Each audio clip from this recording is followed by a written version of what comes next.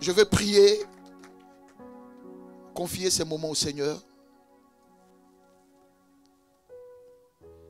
Tu es le Dieu d'Abraham, le Dieu d'Isaac, le Dieu d'Israël. Tu es le Dieu de l'alliance, le Dieu de mon Père. Je te dis infiniment merci pour cet honneur, ce privilège que tu m'accordes ce matin. De me tenir à cette chair qui est terrible et redoutable, que tu as confiée à ton oint, le révérend apôtre des nations, Marcel Zadi, pour parler à ton peuple que tu lui as confié. Seigneur, tu sais toi-même que je ne connais rien. Je ne vaux rien. En dehors de toi, je n'ai rien. Seigneur, je suis le moindre de tes serviteurs. Et s'il y a quelqu'un qui ne mérite même pas de se tenir à cette chair au devant du peuple, c'est bel et bien moi. Mais c'est par pure grâce que tu me permets de me tenir en ce lieu qui t'est consacré pour parler de ta part par le Saint-Esprit. Seigneur, efface-moi. Je ne veux intéresser personne ce matin. Et toi-même, présente-toi à ton peuple. Édifie ton peuple par ta parole. Sanctifie ton peuple par ta parole. Restaure, guéris, bénis ton peuple. Et déverse tes miracles et ta gloire dans la vie de tout un chacun. Qu'au sortir de ce moment, toi seul ton nom soit retenu dans nos cœurs, dans nos esprits. Toi seul ton nom soit célébré. Toi seul ton nom soit exalté. Car tu es le véritable Dieu qui siège dans les cieux, qui règne en tout lieu. C'est par Jésus-Christ, notre Saint Seigneur, notre Saint Sauveur, que j'aime de tout mon cœur, que je servirai toute ma vie en tout lieu, jusqu'à mes dernières forces et jusqu'à mon dernier souffle, que j'ai ainsi prié. Amen. Amen. Amen. On acclame fortement le Seigneur. On peut se rasseoir un instant.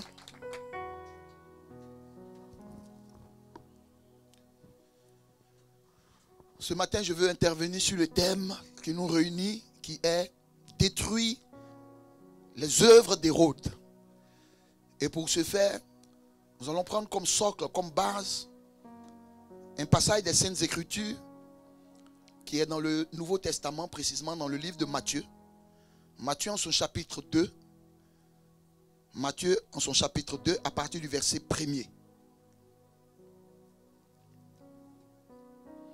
On va lire du verset 1 jusqu'au verset 18. C'est vrai, c'est une lecture qui est un peu longue, mais je vous promets que l'histoire est intéressante, que l'histoire est captivante, que l'histoire est passionnante. Amen. Ça va nous permettre de comprendre après le développement que le Saint-Esprit va nous accorder. Alléluia. Donc, Matthieu chapitre 2, à partir du verset 1. Si nous avons trouvé le passage, je vous prie humblement de bien vouloir vous tenir debout. Et nous allons honorer ensemble la lecture de la parole de Dieu. Alléluia. Matthieu chapitre 2 à partir du verset 1. Jésus étant né à Bethléem en Judée, au temps du roi Hérode, voici des mages d'Orient arrivèrent à Jérusalem et dirent: où est le roi des Juifs qui vient de naître? Car nous avons vu son étoile en Orient et nous sommes venus pour l'adorer. Pour faire quoi? L'adorer. Verset 3. Le roi Hérode, ayant appris cela, fut troublé, et tout Jérusalem avec lui. Il assembla tous les principaux sacrificateurs et les scribes du peuple, et il s'informa auprès d'eux où devait naître le Christ. Ils lui dirent à Bethléem en Judée, car voici ce qui a été écrit par le prophète.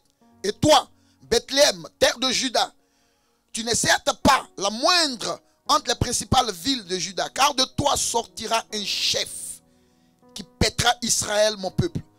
Alors Hérode fit appeler en secret les mages et s'enquit soigneusement auprès d'eux depuis combien de temps l'étoile brillait.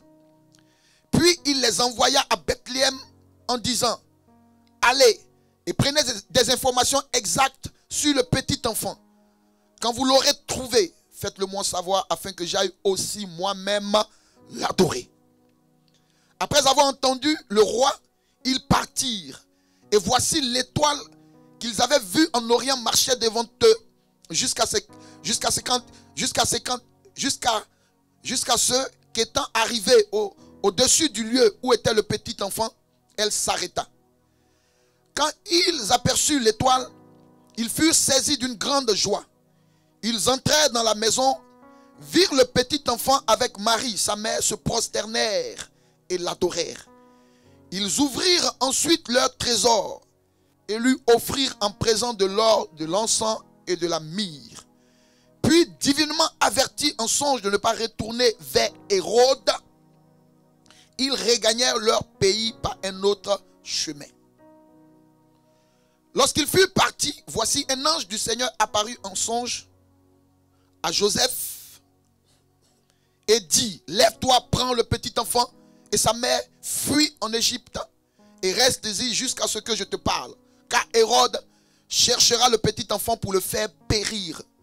Joseph se leva, prit de nuit le petit enfant et sa mère et se retira en Égypte. Il y resta jusqu'à la mort d'Hérode, afin que s'accomplisse ce que le Seigneur avait prononcé par le prophète: j'ai appelé mon fils hors d'Égypte. Alors Hérode, voyant qu'il avait été joué par les mages, se mit dans une grande colère et il envoya tuer tous les enfants de 2 ans et au-dessous qui étaient à Bethléem et dans tout son territoire, selon la date dont il s'était soigneusement enquis auprès des mages. Que la parole du Seigneur soit bénie. Alléluia. On peut se rasseoir s'il vous plaît. Merci pour votre humilité. Merci pour votre obéissance. Alléluia. Alors comme je le disais tantôt, le thème de notre message est mettre fin aux œuvres d'Hérode. Dans le passage que nous venons de lire, la Bible nous relate la venue au monde de notre Seigneur Jésus.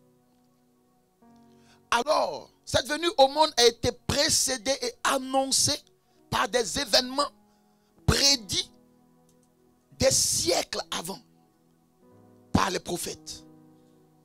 Alléluia. Des prophètes majeurs comme le prophète Ésaïe, comme le prophète Jérémie avaient déjà annoncé des siècles avant comment le Messie viendrait au monde afin d'apporter la délivrance, le salut à l'humanité. Et lorsque les temps prévus par l'Éternel sont arrivés, sa venue a été annoncée par une étoile qui s'est mise à briller dans le ciel. Et les premières personnes qui vont voir cette étoile sont des mages, des personnes versées dans les arts et les sciences mystiques. Ce n'étaient pas des personnes qui adoraient le Dieu véritable, le Dieu d'Israël. Les mages sont des magiciens. Les mages sont des personnes qui ont la maîtrise de la science mystique. Alléluia. De la science exotérique. Qui savent lire au travers des astres les événements qui doivent se produire et qui auront un impact et une influence majeure sur le monde et sur l'humanité. Donc nous devons comprendre que les premières personnes qui seront averties de la venue au monde du Sauveur de l'humanité ne sont pas des croyants, ne sont pas des adorateurs du Dieu vivant, ne sont pas des personnes qui sont dans le peuple d'Israël comme des sacrificateurs, des scribes, des pharisiens, des sadducéens, mais ce sont des mystiques qui ont pu, au travers de leur science exotérique, lire et déceler que cette étoile annonçait effectivement la venue au monde d'une personne extraordinaire. Je vais parler à une personne dans cette salle pour te dire, souvent tu te minimises, mais l'ennemi te connaît. Il connaît ton importance, il connaît ta valeur. Souvent si tu as des problèmes, c'est parce que ton étoile dérange certaines personnes. Il y a des personnes qui te voient, mais qui ne te voient pas selon ton physique, qui ne te voient pas selon ta situation sociale, qui ne te voient pas selon ta situation présente, mais qui savent que tu es destiné à un grand avenir, qui savent que tu dois jouer un rôle prépondérant pour la restauration de ta famille, pour la restauration de ta communauté.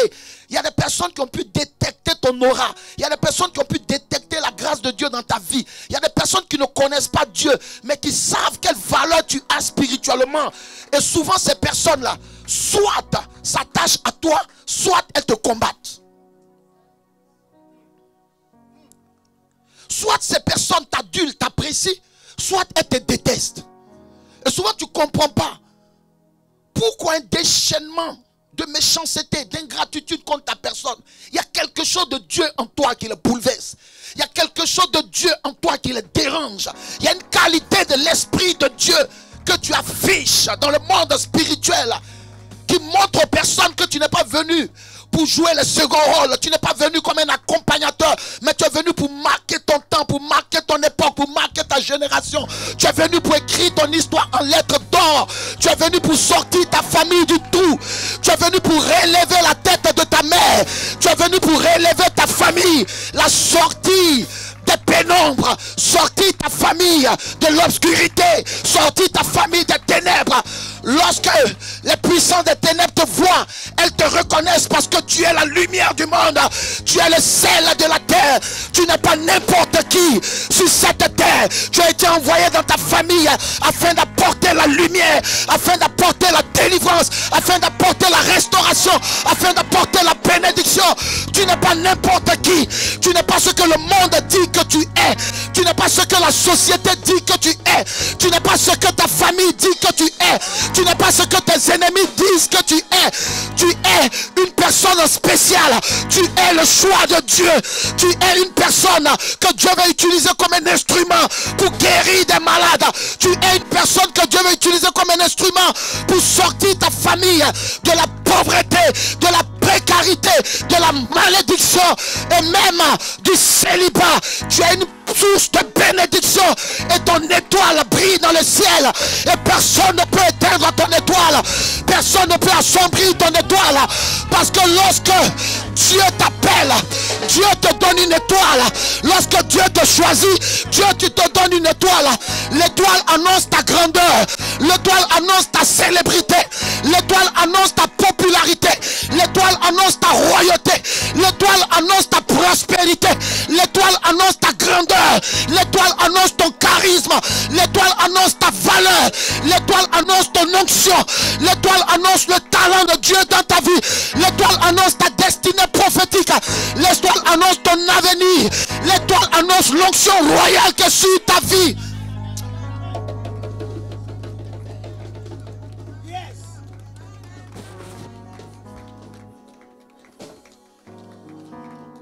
Souvent tu arrives dans un environnement professionnel, on te confie une tâche et tu ne comprends pas pourquoi. Des responsables t'en veulent, cherchent à te mettre les bâtons dans les roues. Ils sont conscients de tes compétences. Ils te voient comme un danger. Ils te voient comme une menace. Ils te voient comme une personne qui peut les évincer. Une personne qui peut leur faire perdre leur poste. Une personne qui peut leur faire perdre leur notoriété, leurs avantages. Écoute-moi, lorsque tu es destiné à réussir, tu déranges les losers.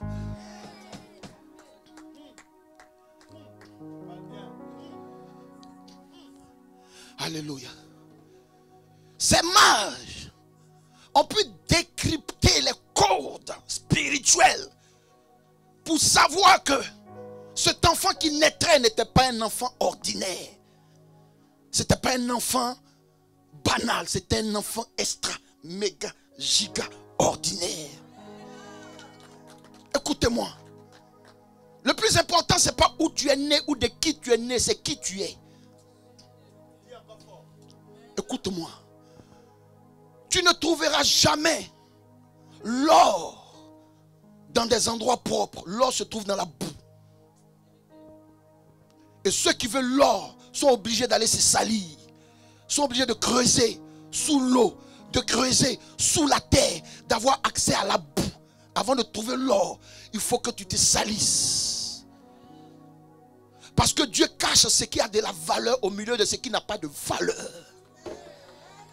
Le Seigneur naît au milieu des moutons. Pourquoi? Parce qu'il est l'agneau de Dieu. Un agneau ne naît pas à la maternité. Il est l'agneau de Dieu.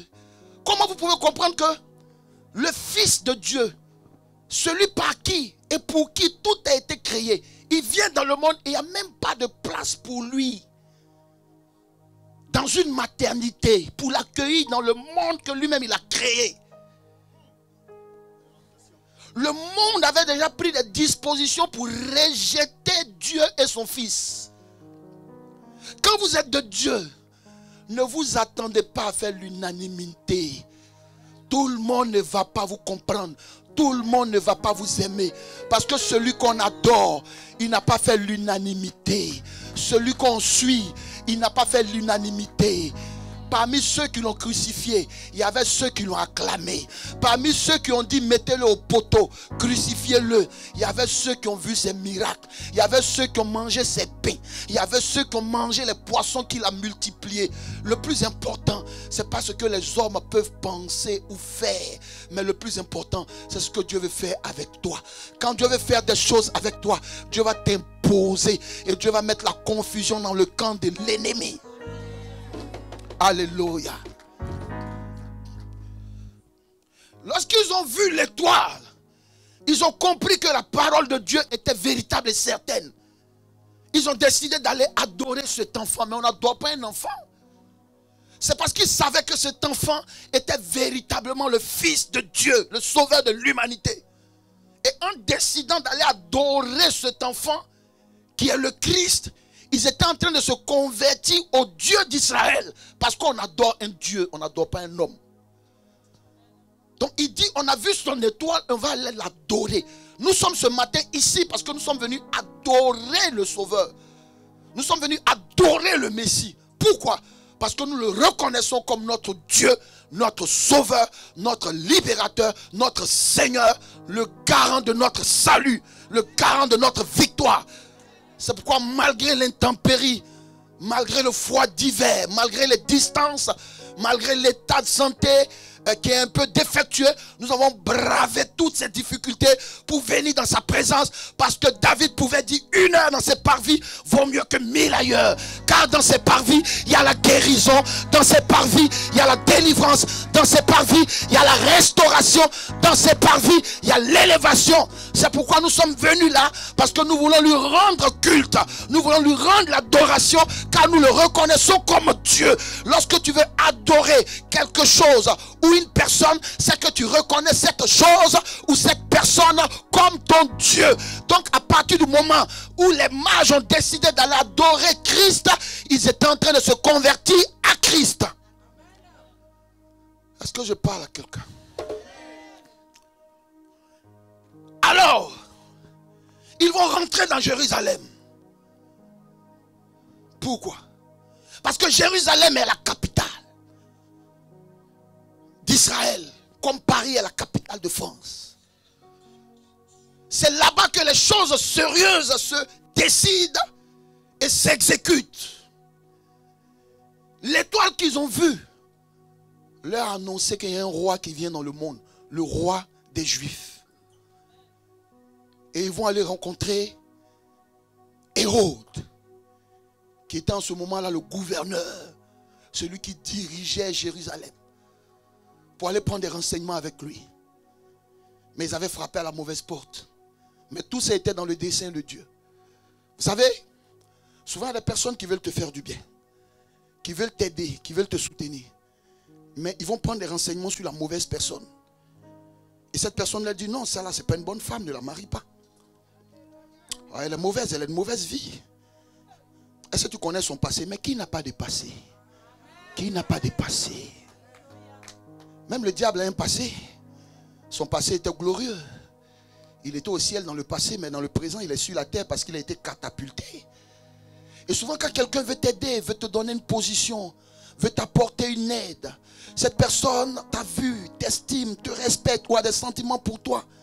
Et cette personne va voir une tierce personne qui te connaît pour lui dire, ben, j'ai vu cette soeur, j'ai vu ce frère, je veux l'aider. Cette soeur, je veux faire quelque chose pour elle. Et cette personne va commencer à te dénigrer. Non, Mais tu n'as pas vu quelqu'un d'autre dans cette église. Mais tu n'as pas vu quelqu'un d'autre dans ce quartier-là. Mais cette femme, cette soeur, ce n'est pas une bonne personne.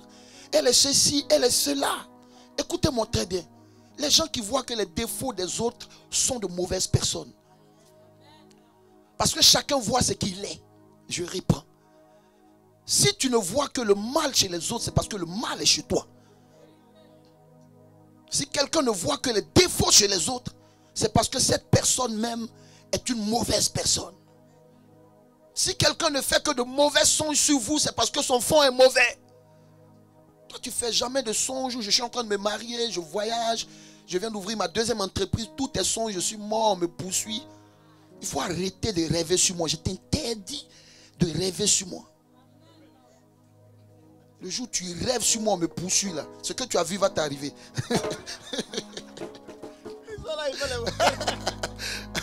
Alléluia. Hein, maman, j'aime pas ça. Tu es rêvé sur moi, rêve bien. Rêve bien, fais de bons rêves. J'aime pas. Est-ce que vous savez que le spirituel est comme un espace commercial? Ce qui t'arrive, c'est ce que tu as accepté. C'est comme un espace commercial. Tu achètes ce qui te plaît. Tu ne peux pas rentrer dans un espace commercial et puis payer quelque chose qui ne t'arrange pas ou qui peut te détruire. Payer un aliment, toi-même tu vois un poison, tu achètes pour le manger. Le spirituel est pareil. Si une prophétie ne vous arrange pas, refusez-la. Vous avez la possibilité de refuser et de retourner. Mais si tu as une proie, tu vas tomber dans tous les pièges. Alléluia. Est-ce que je suis en train de parler à quelqu'un?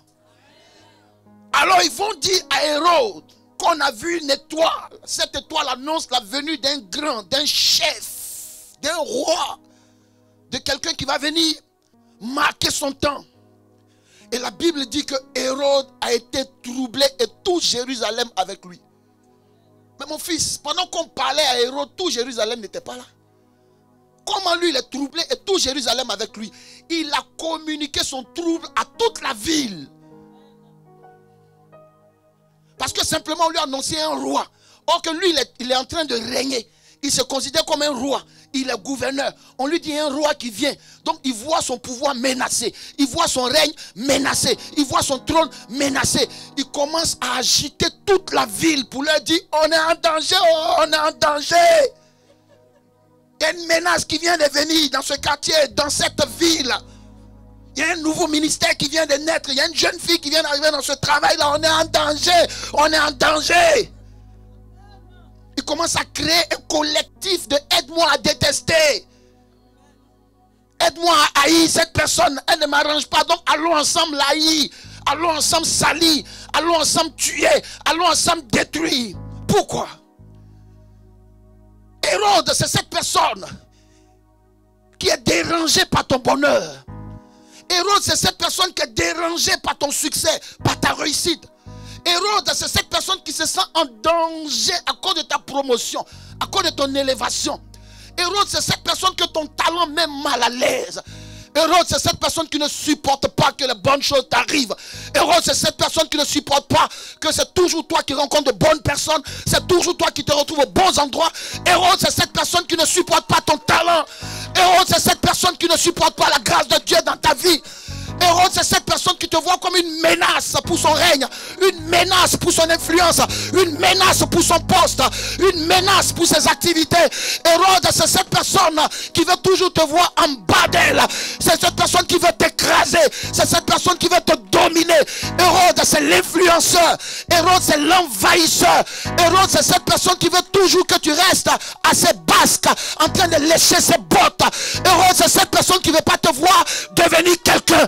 Hérode, c'est cette personne qui ne veut pas te voir te réaliser. Hérode, c'est cette personne qui inquiète lorsqu'on lui dit que tu as été guéri d'une maladie incurable. Hérode, c'est cette personne qui inquiète de savoir qu'il y a une bonne nouvelle, il y a une promotion qui vient pour toi. Hérode, c'est le dominateur.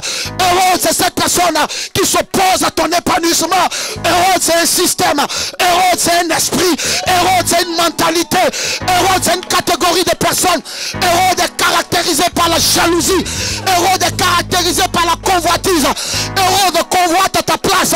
Hérode convoite ton mari, Hérode convoite ta femme, Hérode est jaloux de tes enfants, Hérode est jaloux de ta petite situation, Hérode est caractérisé par la jalousie, Hérode est caractérisé par l'aigreur.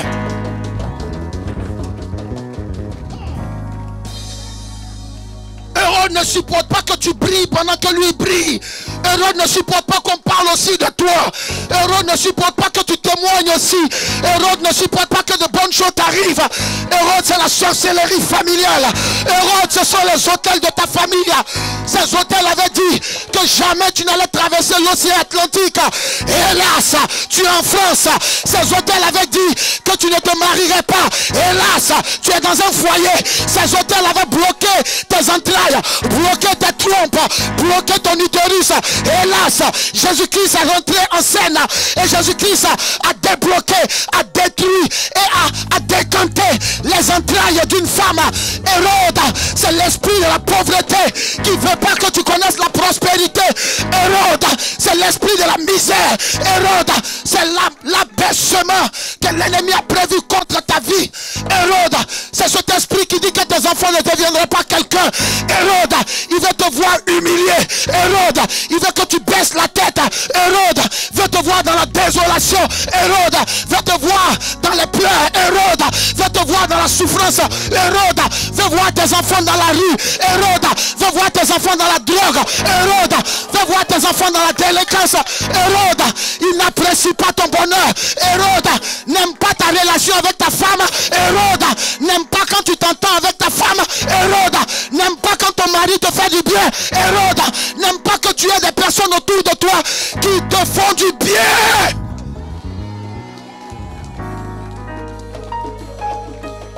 Alléluia. Hérode a mal quand tu vas bien. Hérode a mal quand tu t'habilles bien. Hérode a mal quand tu manges bien. Hérode a mal quand tu vis bien. Hérode a mal quand tu es bien logé. Hérode a mal quand tu as tes papiers. Hérode a mal quand tu es élevé. Hérode a mal quand tu as la promotion. Hérode a mal quand tu es béni. Hérode a mal quand tu as du succès. Hérode a mal quand tu as la victoire. Hérode a mal quand tes affaires marchent. Hérode a mal quand ton ministère décolle. Hérode a mal quand on t'apprécie. Hérode a mal quand on t'acclame. Hérode a mal quand on t'adule. Hérode a mal quand on t'aime. Hérode a mal quand tu as quelqu'un dans ta vie qui t'aime. Hérode a mal quand tu as quelqu'un dans ta vie pour t'aider. Hérode a mal quand les choses marchent bien pour toi. Hérode, c'est un esprit. Hérode, c'est un système. Hérode, c'est une mentalité. Hérode, c'est une catégorie de personnes. On retrouve Hérode partout. Dans nos familles, dans notre cercle professionnel, dans notre quartier, dans notre entourage, et même dans notre corporation. Hérode est là. Il se mesure à toi. Il mesure sa réussite à ta réussite. Oh, quand tu es bien habillé, Hérode ne sent pas que lui il est bien habillé. Hérode veut te voir en bas pour sentir que lui il est bien habillé. Hérode veut te voir mal à l'aise. Hérode veut te voir dormir dans la rue pour sentir que lui ça va chez lui. Hérode, c'est l'opposition à ton épanouissement.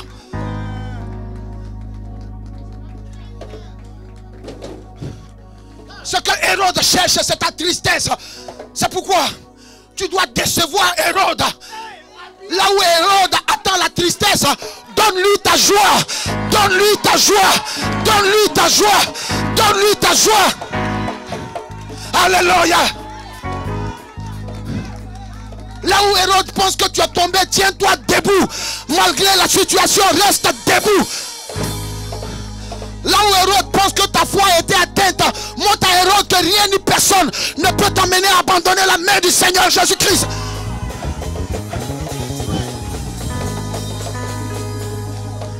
Montre à Hérode que tu es né pour gagner. On peut t'attaquer, on peut comploter contre toi, on peut conspirer contre toi, on peut s'en prendre à toi, mais ils ne te vaincront jamais, parce que l'Éternel est avec toi.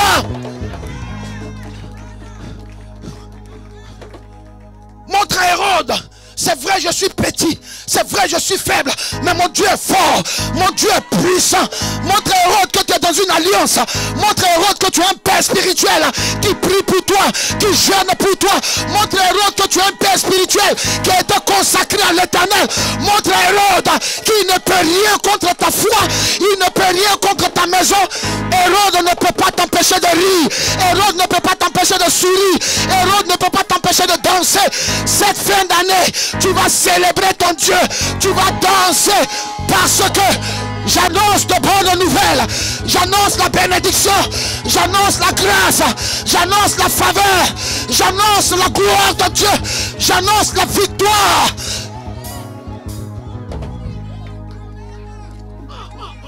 Alléluia. Tu es béni, mon frère. Alléluia. Dans nos familles, Hérode est là.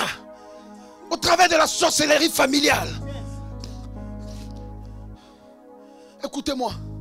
Hérode n'a pas eu besoin d'être à Bethléem pour lancer des attaques contre Jésus. Hérode n'a pas besoin d'être en France. Il peut être en Afrique et puis il t'attaque. Parce que Hérode, c'est un esprit. Il peut envoyer des gens contre toi. Il peut envoyer des malheurs contre toi. Quand Hérode a vu que le Seigneur lui a échappé, il a envoyé des gens à Bethléem. Il dit, tuez-moi tous ceux qui sont dans l'entourage, dans l'environnement de cet enfant qui doit naître. Vous savez, quand vous êtes de Dieu et que l'ennemi programme des malheurs contre vous, ce sont d'autres personnes qui prennent ces malheurs, pas les gens de votre maison. Quand l'ennemi veut vous frapper, il dit, pour toi je donne l'Égypte. Il dit, pour toi je donne le Liban. Il prend des peuples, il les donne à ta place. Si un malheur devait emporter, la mort devait emporter une personne de ta maison, il prend cette mort, il frappe un étranger avec. Parce qu'il n'a pas d'alliance avec cet étranger. Il n'a pas d'alliance avec cet inconnu. Mais il ne faut pas que le malheur te touche. Abrasenterebos. Il ne faut pas que le malheur te touche. Quand tu es un piège, Dieu fait tomber quelqu'un d'autre à ta place dans le piège. On met un piège devant ta maison. À l'heure où tu dois sortir, Dieu fait que ta femme te retient. Elle dit, papa, viens boire ton thé. Elle dit, papa, il y a ton gâteau, tu n'as pas mangé. Elle dit, papa, viens prendre ta Bible. Juste pour que tu sois en retard de 2 minutes.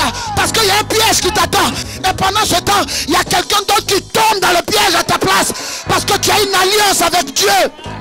Parce que tu as une alliance avec Dieu. Parce que Dieu est responsable de ta vie et de ta survie. Il est responsable de ta santé et de ta sécurité. Il est responsable de ta prospérité et de ta célébrité. Il est responsable de ton autorité et de ta royauté.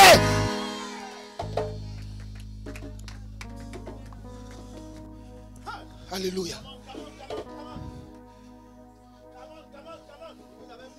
Toutes les informations que Hérode reçoit de toi, c'est juste pour comploter contre toi.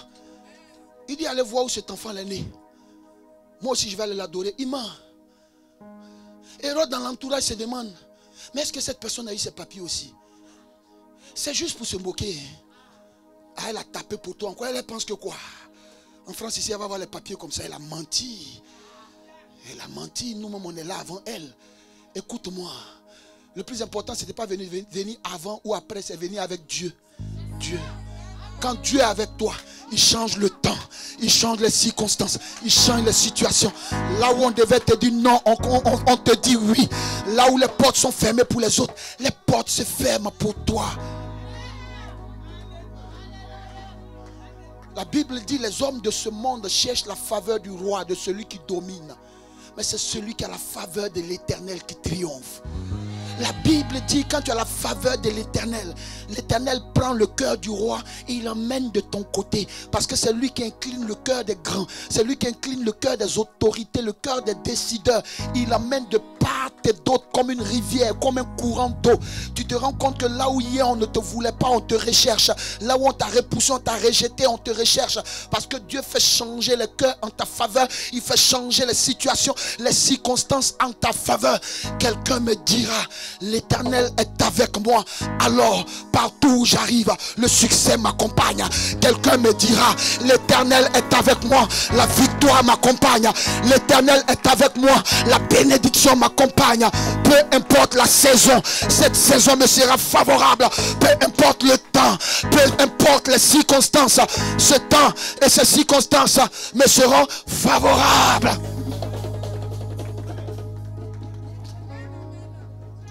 Hérode vit toujours par rapport à toi. Hérode cherchera à savoir si aujourd'hui vous avez mangé à la maison.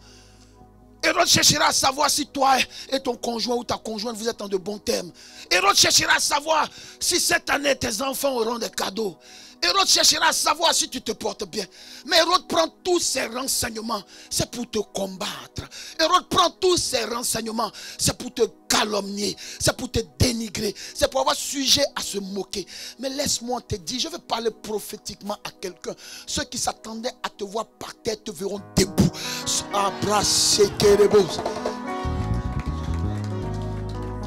Je suis prophète de l'Éternel. Je déclare sur la vie d'une fille de Dieu dans cette assemblée. Je déclare sur la vie d'un fils de Dieu dans cette assemblée. Même si les autres fins d'année tu avais pleuré, cette fin d'année te sera heureuse. Cette fin d'année va te sourire. Ceux qui s'attendaient à te voir humilié te verront élevé. Ceux qui s'attendaient à te voir malheureux, malheureuse, te verront heureux, heureuse. Souvent vous allez vous rendre compte qu'il y a des personnes qui vous appellent juste quand elles apprennent du moins qu'il y a quelque chose de tragique qui vous est arrivé. C'est juste pour s'assurer que vous n'allez pas vous en sortir. Ah, j'ai appris que. Mais quand de bonnes choses m'arrivent, il n'y a pas de félicitations, aucune congratulation, aucun encouragement. Ah, j'ai appris que ton homme t'a laissé. J'ai appris que tes fiançailles n'ont pas abouti. Et j'ai appris que le corona t'a tapé aussi. Et j'ai appris que tu as perdu ton travail. Oh, Yako, c'est un Yako d'hypocrisie. C'est un Yako de sournoiserie. Ce Yako est une moquerie. Ce Yako est une raillerie. C'est une ironie. La personne se réjouit dans son cœur. C'est pourquoi ne partagez pas les mauvaises nouvelles avec les personnes qui ne vous aiment pas. Quand quelqu'un t'aime pas et que tu sais que cette personne ne t'aime pas et que cette personne n'a jamais souhaité ton bien, et même si ça ne va pas, quand la personne t'appelle, dis-lui tout va bien. Mais la personne te demande, et à la maison tu lui dis tout va bien. Et dans ton travail tu lui dis tout va bien. Et cette fin d'année tu lui dis tout va bien. Et ta femme tu lui dis tout va bien. Parce que quelqu'un qui ne t'aime pas souhaitera toujours que de mauvaises choses t'arrivent. Ne fais pas plaisir à tes ennemis en te montrant devant eux le visage triste, en leur disant ça va pas, c'est chaud, c'est triste, ah c'est dur, ah ça chauffe à la maison. Quand tu vois l'ennemi, tu changes de démarche. Alléluia. Tu lui dis tout va bien. Quand tu sais que où tu pars, tu as rencontré des gens qui ne t'aiment pas. Il ne faut pas te négliger. Tu es une fille de l'Éternel, tu es un fils de l'Éternel. Tu es un ambassadeur du roi des rois. Même s'il y a des problèmes, tout le monde a des problèmes. Macron a des problèmes, Ado a des problèmes, Babou a des problèmes. Le plus important, c'est que mon Dieu m'a dit qu'il sera avec moi tous les jours jusqu'à la fin du monde. Alléluia. Et tant que mon Dieu est avec moi, la victoire va venir dans mon camp. Est-ce que je parle à quelqu'un? Tout le monde a des problèmes. Dis à quelqu'un, tout le monde a des problèmes. Les problèmes sont pour les grands. Ce sont les enfants qui ont des besoins. Les grands ont des problèmes. Parce que c'est le problème qui donne la solution. La solution est contenue dans un problème. Un grand, il a des charges, il a des factures. Un enfant, quand il se lève, je vais manger, je vais pisser, je vais boire, je vais sortir, je vais prendre un McDo. Un grand, il y a un loyer, il y a des factures, il y a la télé, il y a le téléphone, il y a madame qui est là. C'est un grand. Un grand, les besoins des autres sont des problèmes pour lui. Un grand pense à sa maman, pense à sa femme. Tu ne peux pas être un grand et puis on doit te poursuivre avant de pouvoir aider ta propre femme. Tu es un enfant. Quand les grands parlent, là, va te cacher, va dormir d'abord. Quand nous avons fini de causer entre nous les grands, tu vas venir. Après tu viens. Dis à quelqu'un, après tu viens.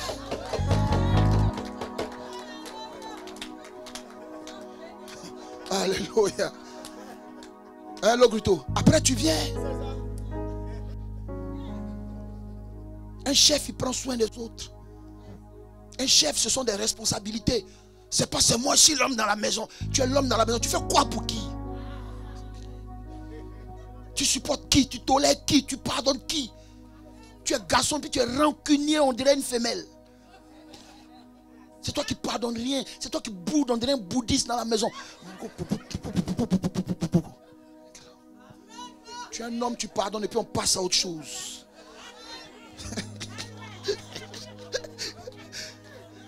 Bref, est-ce que Dieu nous bénit ce matin? Est-ce que la parole de Dieu nous fait du bien? Hérode dit, allez voir où il est. Allez prendre des informations. Parce que Hérode n'a pas de révélation. Il dit, allez prendre des informations. Allez voir dans quelle situation il ou elle vit. Venez me dire. Hérode cherche à savoir où tu es. Qu'est-ce que tu fais? Qu'est-ce que tu deviens? Hérode cherche à savoir si les choses vont bien pour toi. Tout ce qu'Hérode est en train de prendre comme information sur ta vie, c'est pour comploter, c'est pour conspirer, c'est pour il dit moi aussi je vais aller l'adorer, il ment. Il dit moi aussi je vais aller l'adorer, il ment. Il ment hommage. Il voulait juste localiser le Seigneur pour attenter à sa vie, pour mettre fin à sa vie.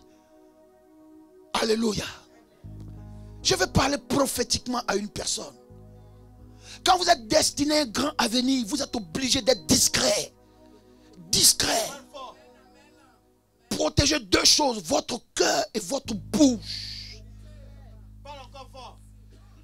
Parce que ce que tu dis, tu te livres. Tu te livres. Souvent tu exposes ta femme. Après quand le problème se règle, qu'est-ce que les gens pensent de cette femme? Parce que vous allez régler le problème. Hein? Quand il y a le problème, chacun dort du côté de son lit. Mais quand vous venez dormir ensemble, vous ne venez pas dire aux gens que la nuit, on était collés. Hein? On n'expose pas ce qui nous est cher. On n'expose pas sa famille, ses enfants, son conjoint, sa conjointe. On n'expose pas ses projets. Il y a un manque de discrétion. Mais Dieu pouvait emmener son fils dans le monde. Il pouvait emmener l'ange Gabriel. Il dit, l'ange Gabriel, prends une trompette. Arrête-toi sur le mont Sinaï ou va à Horeb. Ou va sur le mont Morija et sonne de la trompette. Dit, Israël, mon fils arrive dans le monde. Mettez-vous en rang pour l'adorer. Mais il envoie son fils discrètement. Il révèle la venue de son fils par une étoile à des personnes dont le cœur est favorable. Vous ne pouvez pas être grand et puis avoir plein de confidents. On ne se confie pas à tout le monde. Parce que celui qui se confie à tout le monde se confie à n'importe qui. On se confie à son père spirituel, à son mentor, au prophète de sa destinée. Il a l'obligation de te conseiller, de t'orienter. Ce que tu lui as dit, il va dans la tombe avec. Quand ça ne va pas, c'est sa responsabilité de prier, de te parler. Et quand ça ne va pas, tous tes collègues savent que ça ne va pas. Quand tu arrives, on dit voilà celle qui a problème dans son foyer. Puis toi-même, tu as déjà donné. Journal du matin sorti. Tu as déjà publié avant d'arriver au travail. Tu as déjà envoyé tous les messages par WhatsApp. Ça ne va pas ici, là, aujourd'hui, là, mais je ne sais même pas si je vais arriver dans votre travail là-bas. Hein, parce que le monsieur, si je suis en train de le chasser de la maison, hein, lui-même, avant que tu arrives, tout le boulot, depuis le vigile, il te demande, mais est-ce que c'est réglé? Tu dis, mais est-ce que je t'ai parlé? Tu as parlé à ses collègues, tu as parlé à ses patrons. Alléluia.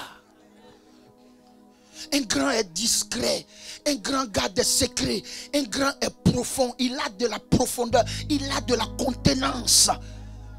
Ce qui doit mûrir doit être couvé, doit être caché, doit être protégé jusqu'à atteindre le moment de clore. Un œuf qu'on laisse dans la rue à l'air libre, il est exposé, n'importe qui peut le piétiner. C'est pourquoi l'œuf qui doit devenir un poussin reste en bas de la poule, reste en bas de ton père. Travaille tes projets là-bas, travaille tes ambitions. Quand ça va clore, les gens verront qu'il y a une société qui est sortie de ta vie. Ils verront qu'il y a une grâce que tu as enfantée. Mais pour le moment, reste en retrait. Prie ton Dieu, pleure devant ton Dieu, pleure devant le représentant de ton Dieu.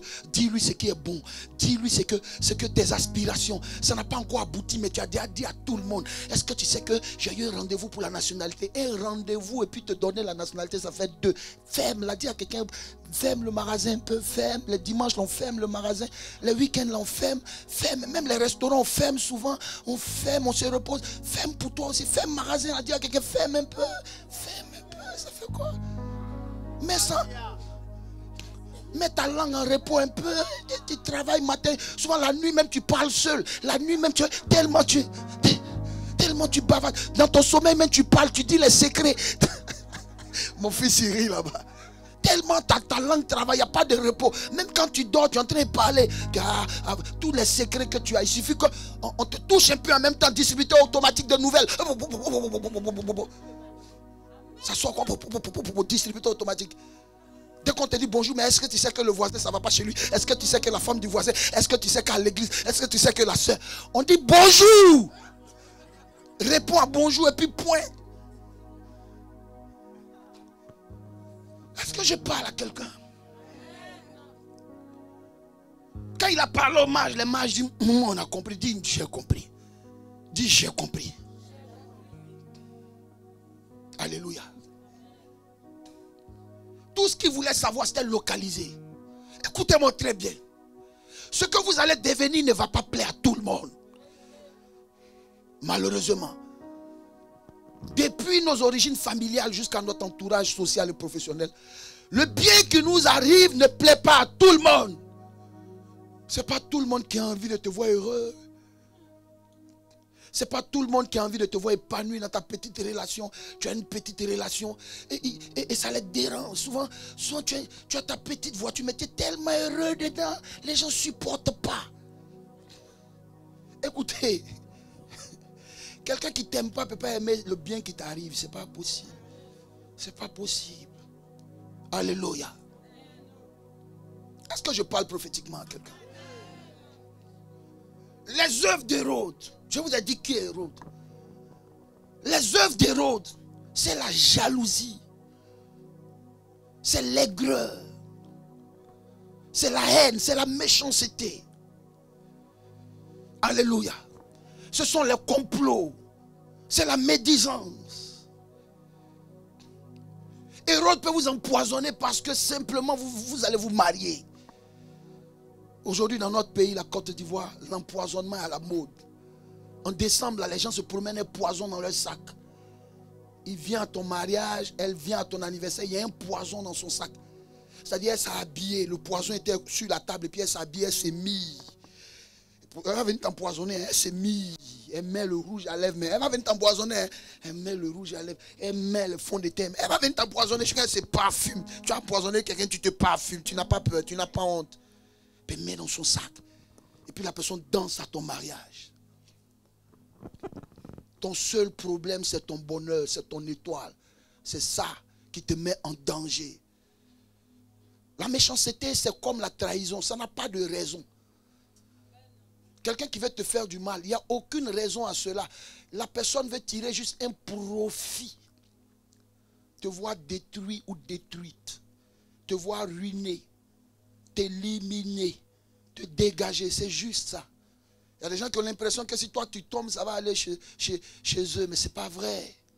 C'est juste la méchanceté qui les motive. Alléluia. On dit à Hérode que le monsieur qui vient là, c'est le roi des Juifs. Ce n'est pas ton roi. Est-ce que toi tu es juif?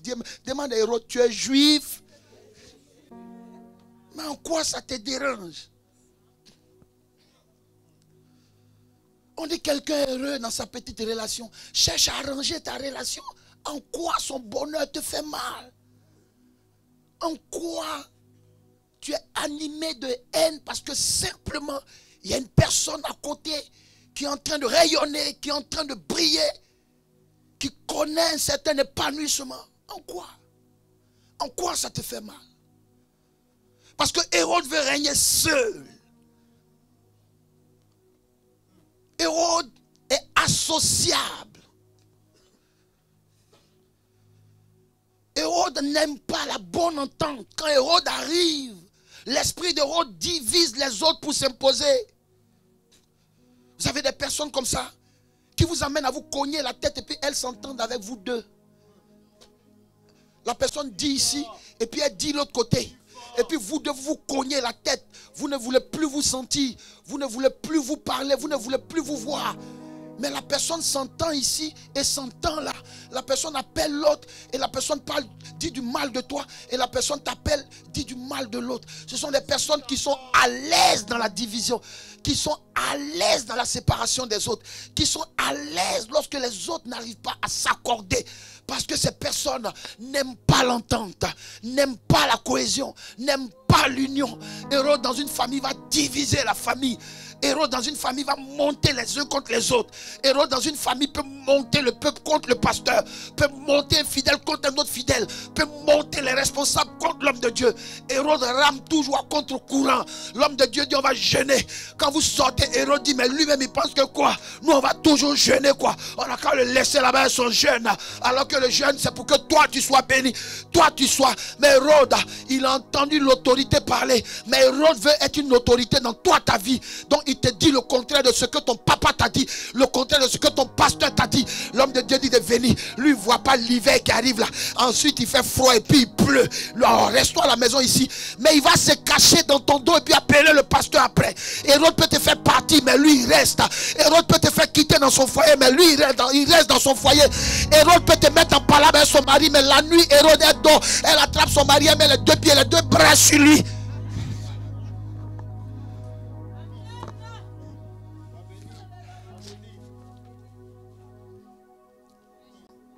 Alléluia. Parce que Hérode veut briller seul. Il faut que ce soit de moi seul qu'on parle. Lorsqu'on acclame Hérode, Hérode est content. Mais le jour qu'on t'acclame aussi, parce que tu as fait quelque chose qui est un peu bon, parce que quelque chose qui est bon t'est arrivé, parce qu'une bénédiction t'est arrivée, parce que tu as bien parlé, tu as bien prêché, tu as bien chanté, et puis on t'apprécie. Hérode commence à être rempli de haine, d'aigreur. Elle veut dire quoi? Il veut dire quoi? Lorsque Hérode apprend que oui, ça va pas ailleurs, mais chez toi ça va, dans ton église ça va, dans ta maison ça va. Hérode commence à être rempli d'aigreur, parce que Hérode veut être la seule personne en pole position. Hérode veut être le centre d'intérêt. Hérode veut être le pôle d'attraction de toutes les personnes. Hérode veut être la seule personne à être encouragée, à être acclamée, à être supportée. Hérode va dire au pasteur, ne va pas chez telle maman, mais viens toujours chez moi, papa. Tu sais que telle maman, papa, quand tu quittes là-bas, oh, elle va dire du mal de toi, papa, ne va pas prier pour elle. Ah, moi je suis ta fille unique. Depuis quand tu es fille unique, les autres là, tu les vois pas ou bien? Hérode veut braquer toute l'attention sur lui. On dit on s'est adoré l'autre, mais toi tu es Hérode. Tu as tes soldats, tu as des cohortes, tu as l'armée, tu as tout Jérusalem qui te respecte. Même les sacrificateurs te respectent. Mais pourquoi on va adorer cet enfant? Hérode dit non, je dois mettre fin à sa vie pour ne pas qu'il règne. Mais laisse-moi te dire, quand tu as une destinée, on ne peut pas te tuer avant ton temps. Quand tu as une destinée, tu ne peux pas mourir avant ton temps. Parce que ta destinée est un projet divin. Ta destinée est conçue depuis le ciel. Ta destinée est un programme de Dieu. Ta destinée est exécutée par la volonté de Dieu. Aucun homme, aucune puissance de ténèbres, aucun démon ne peut empêcher une destinée qui est divine de se réaliser. Quand ta destinée est divine, on peut te combattre, mais on ne te vaincra jamais. Quand ta destinée est divine, tu peux tomber, mais tu te relèveras. Quand ta destinée est divine, tu peux être attaqué, mais tu t'en sortiras. Quand ta destinée est divine, tu peux passer par la vallée de l'ombre de la mort, mais la vie te fera sortir de cette vallée. Quand ta destinée est divine, tu peux te retrouver dans le trou, mais tu sortiras pour aller au trône. Quand ta destinée est divine, tu peux passer par le creux de la vague, mais tu t'en sortiras. Quand ta destinée est divine, tu peux connaître des temps de sécheresse, mais l'abondance viendra dans ta vie. Quand ta destinée est divine, tu peux passer par le désert, mais tu rentreras à Canaan. Quand ta destinée est divine, ni le diable, ni ses démons, ni les méchants, ni tes ennemis, ni tes détracteurs ne peuvent arrêter ta réussite, ne peuvent arrêter ta bénédiction, ne peuvent arrêter la réussite de tes enfants, ne peuvent arrêter ton épanouissement. Quand ta destinée est divine, divine. Ta destinée est de la responsabilité de Dieu. Oh, je veux dire à quelqu'un, ta destinée est de la responsabilité de Dieu. Dieu se lève parce qu'il veut te faire réussir. Dieu se lève parce qu'il veut bénir ton mariage. Dieu se lève parce qu'il veut bénir ton travail. Dieu se lève parce qu'il veut bénir ton ménage. Il veut bénir ta famille. Dieu veut te donner un temps favorable dans cette nation, parce que ce pays, Dieu t'a pas envoyé pour souffrir. Dieu t'a pas envoyé pour mourir. Dieu t'a pas envoyé pour être un mendiant. Dieu t'a pas envoyé pour être une mendiante. Il a un plan pour toi. Il a un projet pour toi. Malgré les difficultés climatiques, malgré les décisions politiques, malgré l'environnement, malgré la pandémie, en tant qu'évêque, j'annonce à une personne un temps de grâce. Un temps de grâce, parce que l'Éternel est avec toi. Dieu visite ta maison. Là où il y avait la tristesse, il apporte la joie. Là où il y avait la désolation, il apporte la consolation. Dieu visite ta maison. Il visite ton corps. Si tu étais malade, une maladie te privait de joie, une maladie te privait d'épanouissement, au son de ma voix, le Saint-Esprit te touche dans ton cou, dans ton dos, jusqu'à ta hanche, dans ton entraille. Le Saint-Esprit te touche dans ta tête, dans ton cœur, dans tes poumons, dans ton foie, dans ton pancréas. Ta prostate est visitée par la puissance du Saint-Esprit. Tes ovaires sont visités et la puissance de la guérison touche ta vie. Dieu s'est levé. Il apporte un témoignage dans ta vie. Longtemps tu as pleuré. C'est ton temps de rire. C'est ton temps de chanter. C'est ton temps de célébrer. C'est ton temps de danser. C'est ton temps de témoigner. Parce que Dieu a un amour particulier pour toi.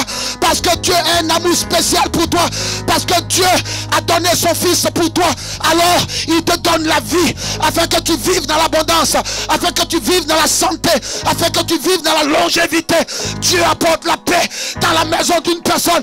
Je prophétise avant la fin de cette année, un miracle, un miracle, un miracle descend, une restauration descend, une bénédiction descend.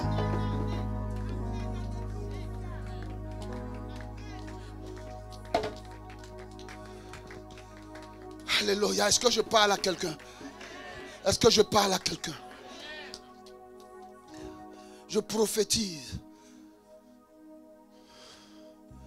ce que tu avais tant attendu depuis le début de l'année. Avant que cette année finisse, cette chose commence à se manifester dans ta vie, afin que ta joie soit complète.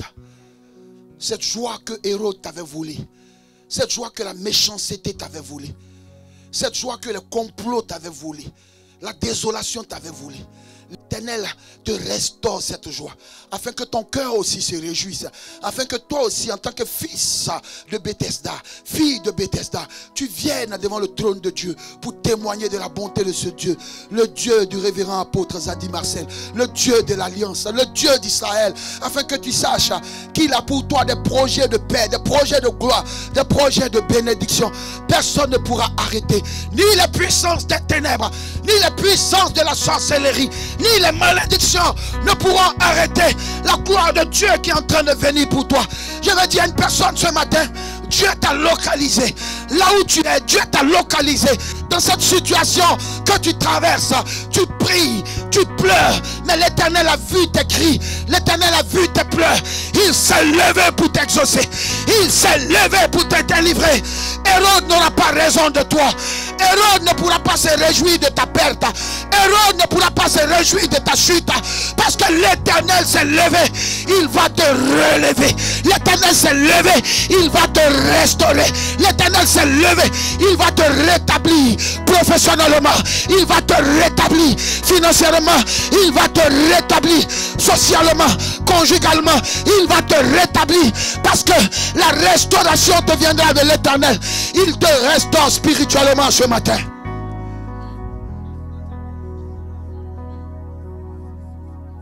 Alléluia.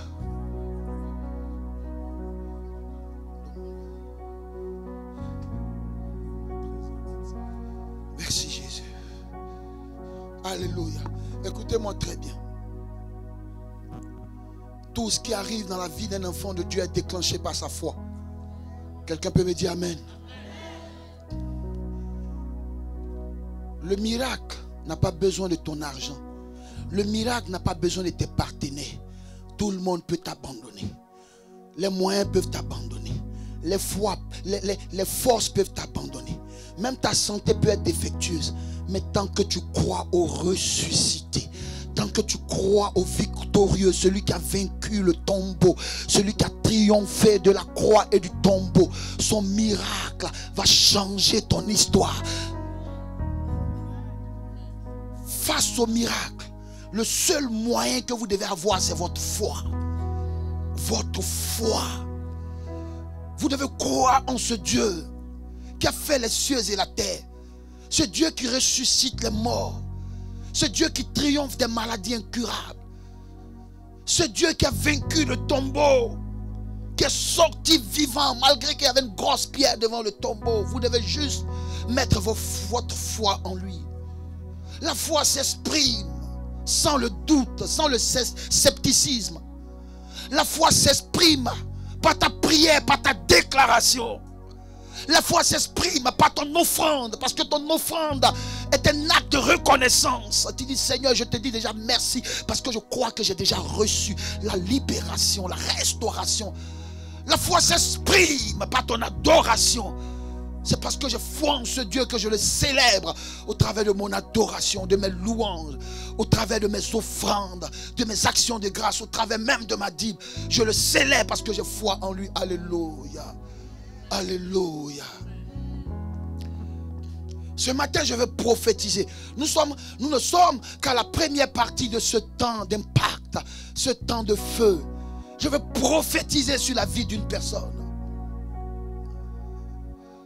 Là où les œuvres d'Hérode t'avaient privé de paix, de joie, de gaieté, d'épanouissement, la gloire de l'Éternel comme un vent impétueux commence à souffler dans ta vie pour balayer les œuvres des ténèbres, balayer le malheur, balayer le chagrin, balayer la déception, la désolation, balayer l'échec, balayer la tristesse. Le vent de l'Esprit de Dieu souffle sur ta vie. Il balaye les œuvres de la malédiction. La mort s'éloigne de toi. La mort et ses soubresauts s'éloignent de toi. L'échec est en train de partir. La défaite est en train de quitter ta vie. La misère est en train de partir. Les blocages sont en train de quitter tes finances. Les blocages sont en train de quitter ta maison. Tout obstacle, toute mine que l'ennemi avait déposée afin de saboter ta vie est maintenant détruite au nom de Jésus-Christ. Et la grâce de Dieu apporte maintenant la fraîcheur, apporte le repos, le repositionnement dans la vie d'une personne. Dieu te prend de cette place défavorable, de cette situation défavorable. Il te repositionne. Dieu met les choses dans le bon ordre. Les choses qui n'allaient pas, Dieu les met dans le bon sens. J'ai dit Dieu les met dans le bon sens. Dieu commence à organiser la bénédiction afin qu'elle arrive dans ta vie. Dieu commence à organiser le déblocage. Il y avait un obstacle quelque part. Dans tes démarches, il y avait un obstacle. Dans tes activités, il y avait un obstacle quelque part. Ta vie spirituelle avait été coincée quelque part. Mais je vois la main de Dieu qui est en train de ôter l'obstacle. Briser l'obstacle ce matin. Afin de te donner la victoire sur Hérode et ses œuvres. Te donner la victoire sur la jalousie et l'aigreur. Te donner la victoire sur la méchanceté. Te donner la victoire sur tes détracteurs. La main de Dieu se lève pour rétablir une femme ce matin. Te rétablir ce matin. Depuis le spirituel jusqu'à ta santé, je vois la main de Dieu en train de te rétablir. En train de te rétablir. Je vois le désespoir en train de partir. Quelqu'un pensait que c'était plus possible. Quelqu'un pensait que ce projet n'était plus faisable. Quelqu'un pensait que ces démarches n'allaient pas aboutir. Le désespoir est en train de partir. Et la main de l'Éternel t'apporte le succès. Et t'apporte le positif, t'apporte le qualitatif, t'apporte la restauration. Quelque chose de bon arrive de Dieu. Parce que chaque fois que le peuple de Dieu s'est tourné vers l'Éternel, l'Éternel a répondu par la victoire. Il dit, vous m'invoquerez et je vous répondrai. Il dit, au jour de la détresse, vous m'invoquerez et je répondrai favorablement. Je répondrai au nom de Jésus-Christ. Dieu répond favorablement à ton dossier au nom de Jésus-Christ. Dieu répond favorablement pour ta guérison au nom de Jésus-Christ. Dieu répond favorablement pour tes finances. Il répond favorablement pour tes papiers. Il répond favorablement pour ton foyer. Il répond. Et j'ai dit oui au nom de Jésus-Christ. J'ai dit oui et amen au nom de Jésus-Christ. J'ai dit oui à la paix, oui à la grâce, oui à la bénédiction. J'ai dit oui à la santé au nom de Jésus-Christ. J'ai dit oui à l'élévation. J'ai dit oui à la joie. Dans ton cœur, j'ai dit oui. Ce que tu attendais pour que ta joie soit complète arrive dans ta vie au nom de Jésus-Christ. Est-ce que quelqu'un peut fortement acclamer le Seigneur?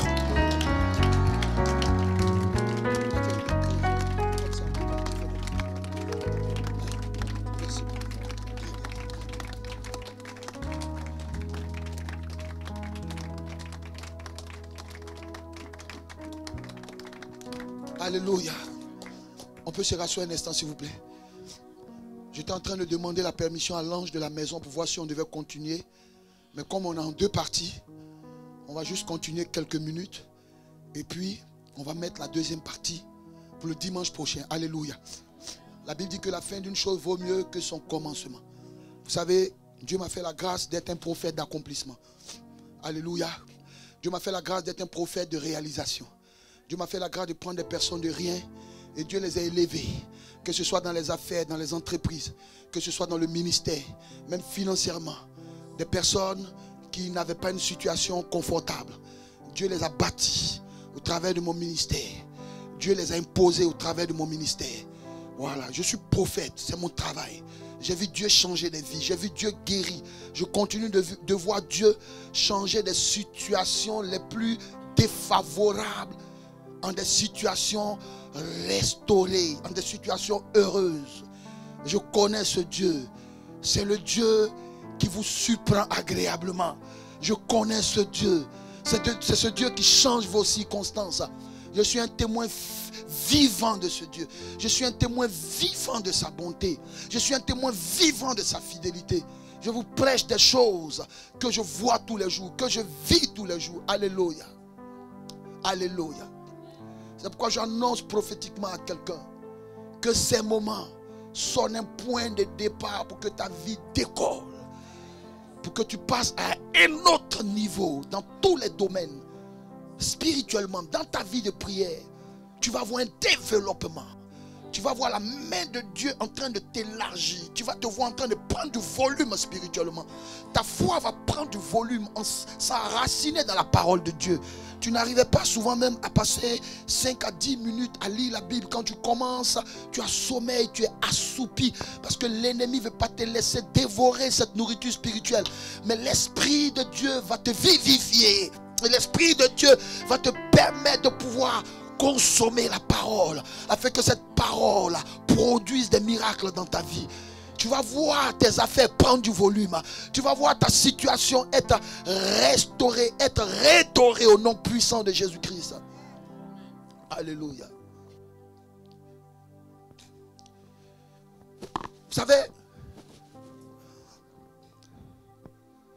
la foi pousse à l'anticipation. Quelqu'un me dit anticipation.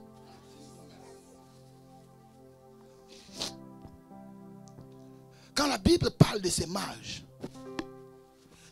arrivent à Jérusalem, ils rencontrent Hérode. Et la chose qui va me frapper, ils ont dans leur bagage des offrandes, de l'or, de la myrrhe, des choses précieuses. Mais ils ne donnent rien à Hérode. Pourtant c'est le chef, c'est le gouverneur. C'est comme j'arrive en France, j'ai la possibilité d'être reçu par Macron. Et je ne lui fais aucun présent.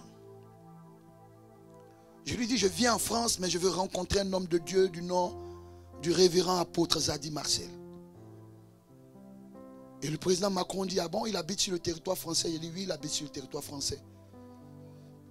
J'ai été envoyé pour le rencontrer. Je dois l'honorer. Je dois lui faire du bien. C'est un grand qui est dans ton pays. Macron dit, ah bon? C'est un roi, il est dans ton pays. Macron est dérangé, il a peur. Il dit, ah, c'est qui? C'est qui le révérend apôtre Santi? C'est qui? Mais je ne lui fais aucun présent à lui. Pourquoi? Parce que les mages connaissent le cœur d'Hérode. Les mages savent que c'est un méchant. Les mages savent que c'est un despote, c'est un dictateur, c'est un ingrat. Et la plupart du temps, qu'est-ce que nous faisons? Nous faisons du bien à des personnes qui vont nous le rendre mal. Les nouvelles personnes que nous rencontrons, nous oublions nos anciennes compagnies. Nous oublions ceux qui ont galéré avec nous. Nous oublions celui qui prie pour nous. Nous oublions celui qui jeûne pour nous. On nous parle de nouvelles personnes qui viennent d'arriver. C'est un nouveau prophète. C'est un homme de Dieu. Il peut te dire que tes cheveux que tu portes là, tel nombre de mèches, il peut. Et on oublie la personne qui a fait notre délivrance, qui nous a lavé, qui nous a nettoyé, qui nous encourage, qui nous soutient. On l'oublie. Mais les mages n'ont rien donné à Hérode. Parce qu'ils ne sont pas venus pour lui. Ils sont venus se connecter au Christ, au Messie, au représentant de Dieu, au sauveur de l'humanité. C'est pour ça qu'ils sont venus sur la terre. Ils n'ont rien donné à Hérode. Souvent on laisse les personnes qui sont pour nous, les personnes qui sont avec nous, qui traversent le désert avec nous. On laisse notre maison. On est généreux dehors. On est papa bonheur dehors. Pendant qu'on n'a rien déposé à la maison. On n'a pas déposé de garantie à la maison pour la nourriture, pour la subsistance. On délaisse la maison. Femmes et enfants sont délaissés. Dehors, on est des donateurs. On appelait l'homme au grand cœur. Une femme qui a un cœur d'or dehors. Pourtant, ceux à qui doivent revenir ta générosité ne reçoivent rien.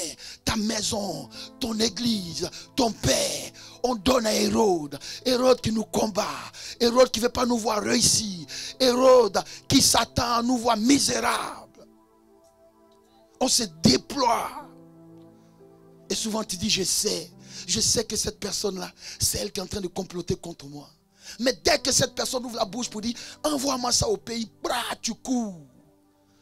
Tu dis, ah, c'est cette personne-là, je la vois en songe, elle me poursuit. Mais dès qu'on t'appelle pour dire, envoie 1000 euros, tu passes même plus par ton père spirituel, tu cours. Après, tu ne comprends pas. Ah, papa, c'est bloqué. Tu voulais que ça soit comment? Tu veux que ça soit comment? Tu ne te fais même pas conseiller. On entretient des ingrats. On entretient des méchants. On entretient des parvenus.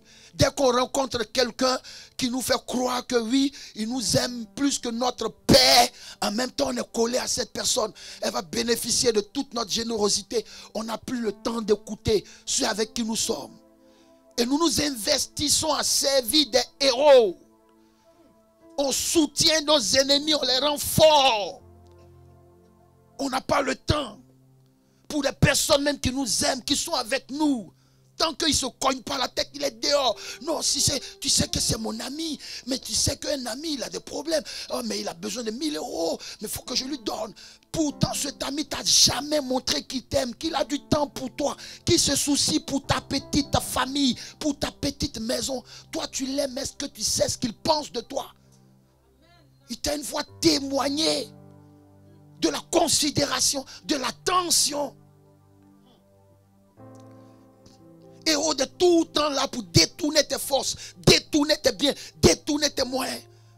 Là où tu te prépares à organiser la rentrée de tes enfants, Hérode te dit, et il faut qu'on aille prendre un pot qui devient 10 pots. Hérode te dit, ah, je connais un coin, allons là-bas. Ah, tu sais que, et tu gaspilles les revenus qui devaient servir à mettre ta famille dans une situation. Et tu penses que non, oui, Dieu t'a envoyé ici en Europe, c'est pour sortir toute l'Afrique de la pauvreté.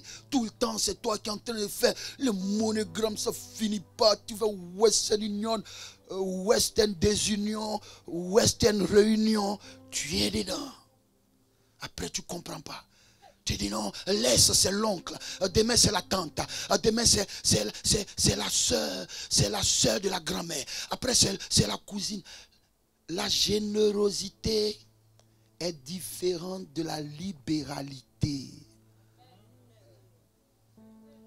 Est-ce que je peux m'exprimer?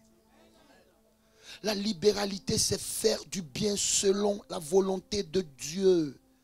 Qui dit quoi? Aime ton prochain comme toi-même. Aime-toi d'abord. prends soin de toi et des tiens. Et quand tu penses que tu as fini de le faire, c'est le superflu. Tu ne peux pas prendre le nécessaire pour donner dehors. La générosité, c'est faire du bien au-delà de ce qui est attendu pour avoir une renommée auprès des hommes. Près des hommes. Il dit, si tu as 2 tuniques, prends une, donne à l'autre. Il n'a pas dit, prends tes 2 tuniques pour que tu sois nu. Voici la différence. La générosité peut t'emmener à délaisser tes enfants pour t'occuper des enfants de ta soeur. Ça, c'est la générosité. Pour qu'on dise que non, elle est bonne dans la famille. C'est elle qui a un bon cœur. Le jour que tu tombes, tes enfants sont éparpillés dans la rue. Personne ne les regarde. Tu penses que qui va les regarder? Tu les as accouchés avec qui? Tu as fait tontine avec qui à la maternité pour les mettre au monde? Vous avez fait tontine à la maternité. Vous étiez 2 en train de pousser. Tu as poussé un peu, elle a poussé un peu, tu as poussé un peu, elle a poussé.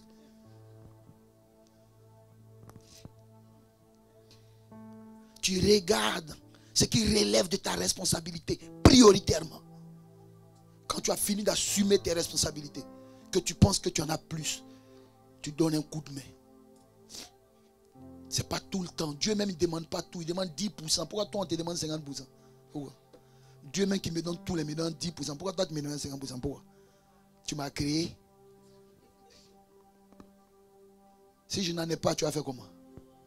Il va se tourner vers quelqu'un d'autre qui peut lui donner. Un moment arrive où chacun de nous doit apprendre à capitaliser ses actions prioritairement. Ma maison, la maison de Dieu. Alléluia. Parce que ce que j'investis dans ma maison, c'est le devoir que Dieu me donne. Il m'a confié une famille, il m'a confié un conjoint, une conjointe, des enfants. La maison de Dieu, c'est ce que j'investis pour l'avancement du règne de Dieu. Ce que tu mets dans la main de Dieu, c'est ce qui multiplie pour te redonner afin de te faire prospérer. Quand tu ne mets rien dans sa main, il multiplie 0 par tout ce que tu as. Or, 0 est un facteur neutralisant. 0 rend nul tout ce qu'il touche. Donc si tu mets 0 dans la main de Dieu, il va multiplier 0 par ce que tu as. 0, quand tu le multiplies par n'importe quoi, le résultat c'est 0. Est-ce que je parle à quelqu'un? Ce qu'on donne à Hérode, c'est ce qu'on gaspille. C'est ce qu'on met dans les choses futiles, inutiles. Et quand il s'agit des choses de la vie, on est là, on calcule. On peut investir des milliers d'euros pour enterrer quelqu'un, alors qu'on ne peut même pas donner 100 euros pour le soigner. 100 euros.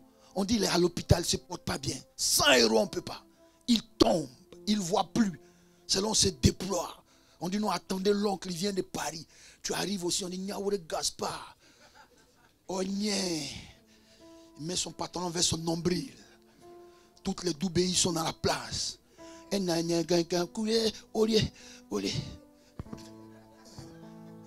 veille menteur. Pour qu'on retient. Le Niaoure Gaspard, il se lève, il met son pantalon. Oh, niais. 100 000 francs, il se lève comme ça. Il se tourne et puis s'assoit. Quand Niaoure Gaspard revient sur Paris à l'église, on dit l'offrande, il soit 5 euros. Gaspard.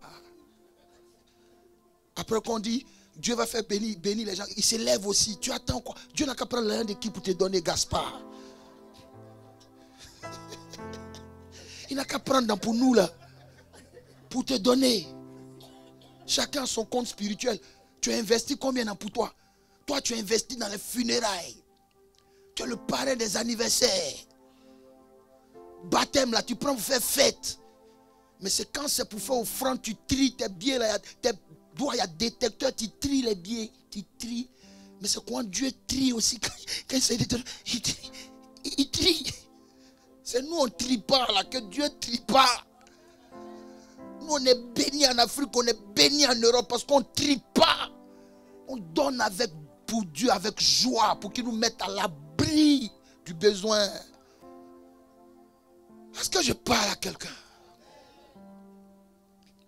Le Dieu qui nous donne tout, et puis on hésite, on calcule pour s'aimer dans son règne, dans son royaume. Mais on attend quoi? On attend quoi de lui? Tu ne peux pas prétendre aimer sans donner. Je le dis toujours, je vais le redire ici encore. Aimer, l'amour se manifeste par 3 mots. Il n'y a pas 4. C'est donner. 1, dis donner. Pardonner, dis 2. Se sacrifier. Voici les 3 mots qui résument et qui manifestent l'amour. Donner, pardonner et se sacrifier. Quand tu ne peux pas donner à une femme, ne lui dis pas je t'aime, dis-lui tu me plais. Dis-lui tu me plais. Le plaisir c'est pour les garçons, l'amour c'est pour les hommes. Parce que dans l'amour, il y a le sacrifice, il y a le don de soi, puis il y a le pardon. Dans le plaisir, il y a le profit, il y a la jouissance, et puis c'est fini.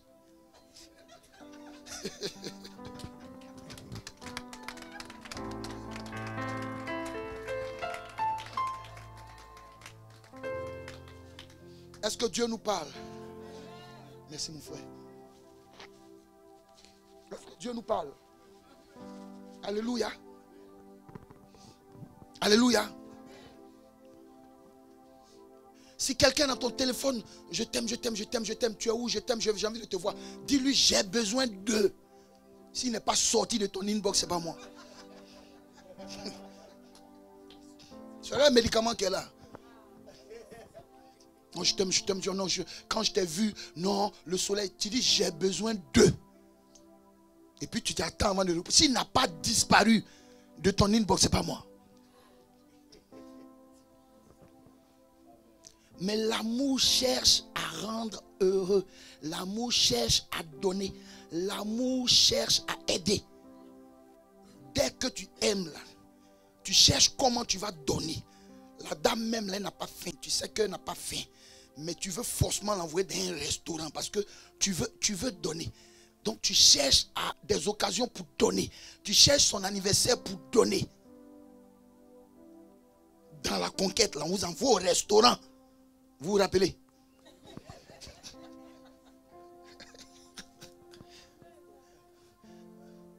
Alléluia. Quand il rentre au supermarché, toi, quand tu veux, il dit laisse. Il faut lui demander, tu vas continuer. Il dit laisse, je paye. Tu vas continuer. Ce que tu es en train de faire là, c'est une scène, c'est théâtre ou bien ça peut continuer. Alléluia. Et quand on donne, ce n'est pas que matériel. On donne de sa considération, de son temps, de son attention. On donne de soi-même. On prend son temps pour être à l'écoute de l'autre. Comment on peut l'aider? Est-ce que vous comprenez un peu? Est-ce que vous comprenez un peu? Parce que la femme est une aide de destinée. Alléluia. Voilà. Mais elle a des rêves. Donc elle t'aide à réaliser ta destinée. Aide-la à réaliser ses rêves. Il faut dire ça à quelqu'un.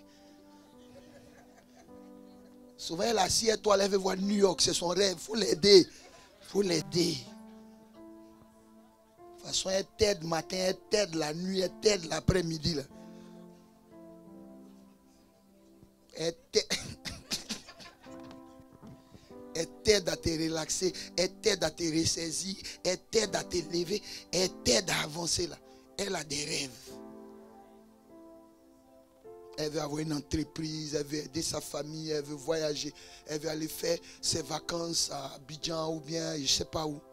Donc toi, si elle t'aide à réaliser ses destinées, il faut lui demander quel est son rêve. Même si tu n'arrives pas là-bas, il faut commencer. Ou bien, Souvent, on n'arrive pas au bout, mais on fait un peu. Voilà. Tu dis, maman, c'est que si j'ai compris ton rêve, on n'a qu'à prier. Ça me tient à cœur. Quand Dieu va faire rentrer en ordre, si est Joe en ordre, Oma et te met bien. Alléluia. Les mages ne donnent rien à Hérode parce que la Bible dit ne donnez pas vos choses précieuses aux chiens et aux pourceaux. Sinon ils vont les fouler aux pieds. Peu importe le bien que tu vas faire à quelqu'un qui ne t'apprécie pas, ça ne va pas changer ses sentiments pour toi. Si tu veux, enlève ta peau pour lui donner. Si tu veux, donne-lui un rein. Ça ne va pas changer ses sentiments d'aigreur, de jalousie vis-à-vis de toi. Celui qui ne t'aime pas va tout de suite oublier le bien. Va tout de suite oublier l'aide, va tout de suite oublier le service. C'est pourquoi la Bible dit ne donnez pas vos choses précieuses, ne donnez pas vos trésors aux chiens, aux pourceaux. Celui qui ne t'aime pas ne mérite pas tes choses de valeur. Il ne mérite pas ta compagnie, il ne mérite pas ton temps, il ne mérite pas ton affection. Comment une femme peut rester avec quelqu'un qui la bat? Tu cherches quoi? Tu espères quoi? Même si on ne t'a pas marié, que tu es en vie, tu es en bonne santé là, c'est pas bon. Faut qu'on te crève un œil. Oh non, tu fais croire que tu es dans un foyer. Un œil. Aujourd'hui, c'est un œil qui n'est pas là.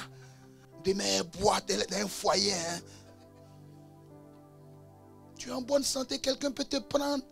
Mais si on a fini de te crever l'œil, te casser le bras, te casser le pied, pour le reste là, qui va? Je ne sais pas qui va.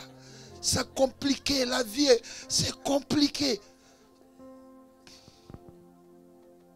Alléluia. Quelqu'un qui ne t'aime pas peut te faire du mal. Ça ne va même pas déranger quelqu'un qui ne t'aime pas de te faire du mal. Que ce soit violemment, physiquement, te délaisser. Quelqu'un qui ne t'aime pas peut sortir puis savoir qu'il est parti pour une semaine. Il t'a rien laissé, ça lui fait pas mal. Si tu ne manges pas, ça peut lui faire quoi? Il dit, ben, elle va jeûner. Elle n'a pas dit qu'elle est spirituelle. Elle n'a pas dit qu'elle va à l'église. Elle n'a qu'à jeûner. Mais quelqu'un qui t'aime, il est attentionné. Alléluia. Est-ce que je parle à quelqu'un? Ils n'ont rien déposé à Hérode. Parce que ce que tu déposes à Hérode est perdu. Ce que tu déposes à Hérode ne te produira rien. Ce que tu déposes à Hérode ne te fera pas réussir. Hérode ne va pas reconnaître. Hérode ne va pas tenir compte du bien. Hérode ne va pas tenir compte des services. Hérode est ingrat. Hérode est méchant. Mais quand ils sont arrivés vers le Christ, celui qui est de Dieu, le représentant de Dieu, la Bible dit qu'ils ont sorti leurs offrandes. Pourquoi? Parce que une connexion se tisse par une offrande. Pour pouvoir recevoir ce que le Christ a apporté comme salut, il faut t'offrir à lui. Il faut lui offrir ce que tu as de bien, de précieux. Parce qu'on n'offre pas n'importe quoi à un roi. Parce que ce que tu offres à un roi apporte la royauté dans ta vie, apporte la célébrité dans ta vie, apporte la prospérité dans ta vie. Ce que tu donnes à un roi te connecte à son trésor. C'est pourquoi ils ont apporté de l'or, parce qu'ils savaient que cet homme est plus précieux que l'or, que le diamant. Si tu veux mesurer l'amour que quelqu'un a pour toi, il faut regarder ce que cette personne te donne. Si on te donne pacotille, il ne faut pas te dire je t'aime, tu sais que tu es mon cœur. C'est quel cœur je suis? C'est quel cœur? C'est quel cœur? Tes babioles de 7 € que tu me donnes, je suis quel cœur? Je suis quel cœur? Je suis quel cœur? Alléluia. Oui mon frère. Alléluia. Je suis ton cœur. Tu as 10 €. Ça ne te dérange pas de me donner quelque chose qui peut me faire du bien. Mais tu calcules. C'est avec toi.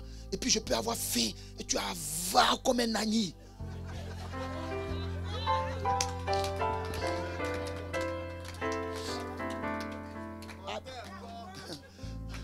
Toi qui n'es pas dedans mon fils.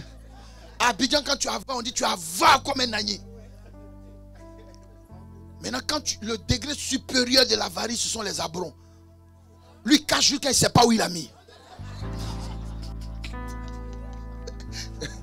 C'est pour rire. Hein? Ne m'attaquez pas à la sortie, pardonnez. Je suis le frère du révérend. Souvent, il dit des choses comme ça, hein, pardonnez. Voilà. Alléluia. Est-ce que je parle à quelqu'un? Lorsqu'ils arrivent devant le Seigneur, ils voient le représentant de Dieu. Dis-moi amen. Ils voient la source de leur bénédiction. Dis-moi amen. Ils voient la source du salut. Ils voient la source de la délivrance. Ils voient l'auteur de leur victoire. On n'a pas besoin de prêcher. On n'a pas besoin de les exhorter. Il n'y a aucun message. Eux-mêmes, ils ouvrent leur bagage. Ils veulent se connecter. Parce que sans connexion, il n'y a pas d'élévation. Sans connexion, il n'y a pas de restauration. Sans connexion, il n'y a pas de bénédiction. Sans connexion, il n'y a pas de maturité spirituelle. Sans connexion, il n'y a pas d'établissement. Sans connexion, il n'y a pas de couronnement. Des magiciens. Parce qu'ils ont vu une puissance qui est au-dessus de la puissance. Alléluia. Depuis ils ont fait de la magie, ils ont vu que c'est de l'illusion. Ils veulent rentrer dans la vision. Quitter l'illusion pour atterrir dans la vision. Depuis ils ont lu les étoiles, l'astrologie, l'exotérique, tout. Ça n'a rien donné. Ils voient le Fils de Dieu qui a pris une apparence humaine. Ils disent que c'est l'occasion pour nous de nous connecter. Tu m'excuses mon révérend. Est-ce que tu peux te tenir debout? Je vais témoigner de cet homme. Vous savez, sa manière de me respecter, de me servir me fait peur. C'est un homme de Dieu ordonné, révérend par son éminence l'archevêque Kodia.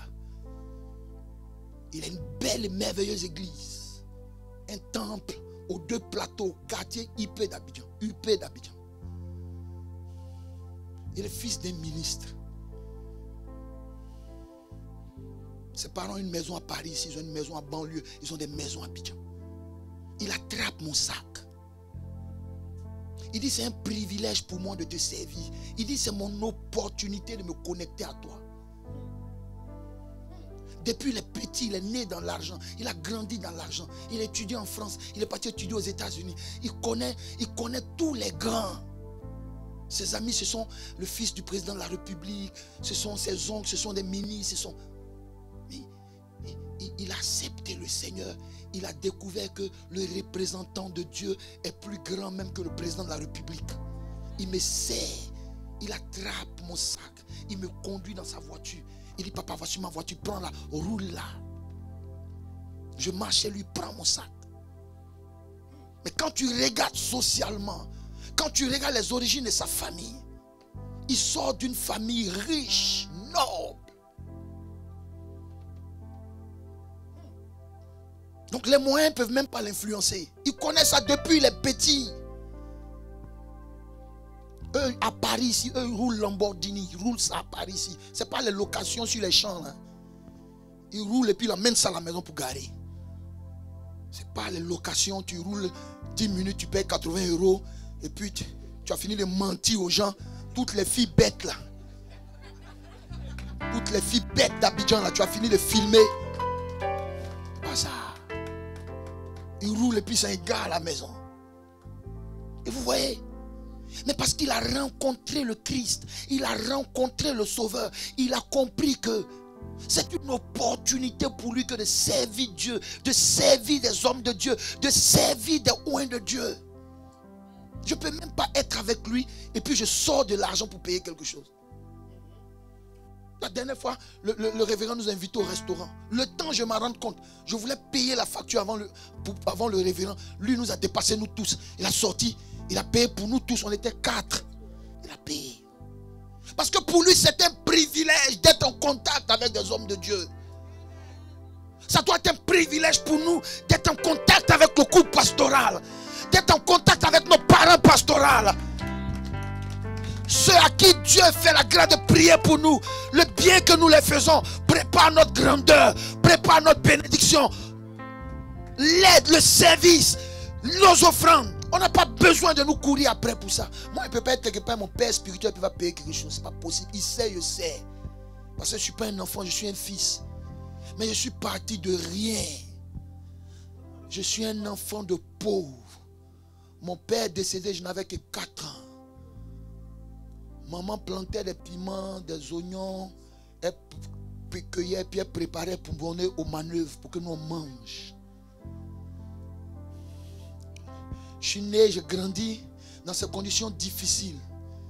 Mon père adoptif, un moment à la maison, c'était dur. Un moment, on mangeait une fois par jour. Après, on mangeait une fois par semaine, tous les vendredis.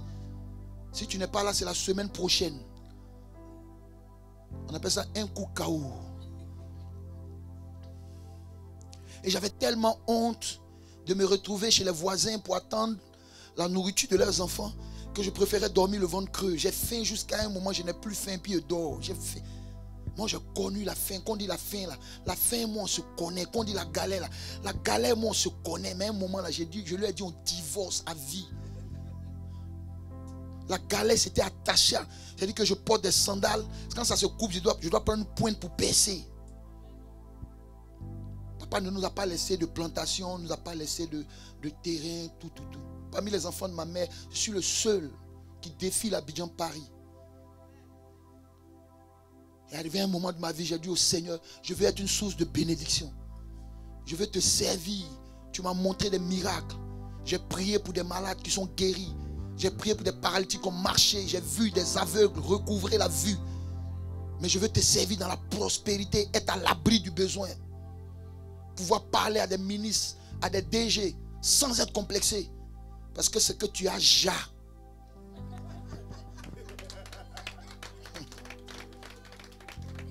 On parle sans complexe. Tu ne peux même pas dire que non, je suis parti chez une autorité qui m'a envoyé pour aller prier pour elle. Je prêchais à une levée de corps et puis l'autorité m'a demandé, il a dit à son protocole, dites à l'homme de Dieu. Il dit jamais. Il a envoyé un pasteur évangélique pour aller prier pour lui. Parce qu'on nous met à part, on nous marginalise à cause de certains comportements. Alléluia. Et le protocole est venu me voir. Il dit à son excellence qui veut que vous veniez monter dans l'une de nos voitures pour venir prier. J'ai dit merci beaucoup, mais dites à son excellence que je suis véhiculé. Je ne monte pas dans la voiture des gens. Parce que si on vous respecte, c'est parce que vous vous faites respecter. Si vous vous comportez comme un lèche-botte, vous vous comportez comme un mendiant, vous tremblez devant des miettes, on ne va pas vous respecter. J'ai pris ma voiture et l'ai suivie. On est arrivé dans sa cour, ils m'ont fait asseoir dans un salon annexe. On m'a envoyé une enveloppe. On dit l'homme, je n'ai même pas encore prié pour l'homme, on m'a envoyé une enveloppe. On dit, son excellence dit que c'est pour payer votre transport. Je dis merci monsieur, mais dites à son excellence qu'on ne paye pas le transport d'un homme de Dieu. Je sais qu'il ne sait pas. Mais ne le prenez pas en mal. On ne paye pas le transport d'un homme de Dieu. On lui fait une offrande. Ce qu'il veut faire avec, c'est entre lui et puis Dieu. S'il veut prendre pour mettre du carburant, il veut prendre pour payer ses glaces pour laper. Il veut se payer une montre. Il veut aller donner à sa chérie pour dire maman prends ça, va te faire plaisir sur les champs. C'est lui qui voit. On ne paye pas le transport d'un homme de Dieu. C'est comme si tu payes le déplacement de Dieu. Tu ne peux pas. Tu ne peux pas dire à un ministre, voici ton transport. On peut dire c'est un ministre. Moi aussi je suis un ministre. Quand ils ont ramené ça à l'homme de Dieu, ils ont ramené ça à l'excellence. La première des choses qu'il a faites, il m'a changé de salon. Ça veut dire que j'étais dans un salon banabana, je ne savais pas.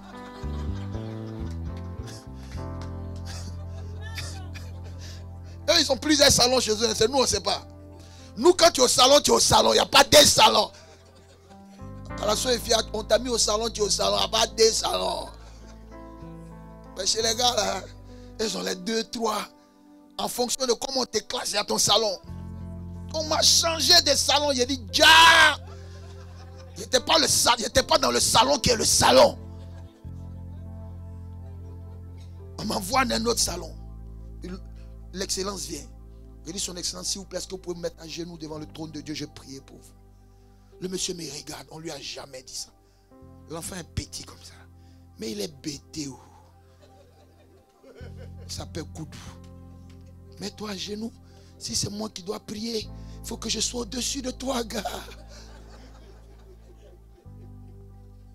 C'est le supérieur qui bénit l'inférieur. Donc, il ne faut plus qu'on ait même taille. Va en bas. Là, je te donne ce qui vient du ciel. J'ai dit que quand j'ai fini de prier, mon révérend, l'enveloppe qui est venue n'était pas l'enveloppe qui était venue. Tout a changé. Le salon a changé. L'épaisseur de l'enveloppe a augmenté. On dirait que l'enveloppe est partie manger un peu pour revenir. Parce que la considération a changé. Je suis ministre de l'évangile, je ne suis pas mendiant. Moi, ma force, c'est que j'ai servi Dieu dans la disette, sans mendier, sans escroquer.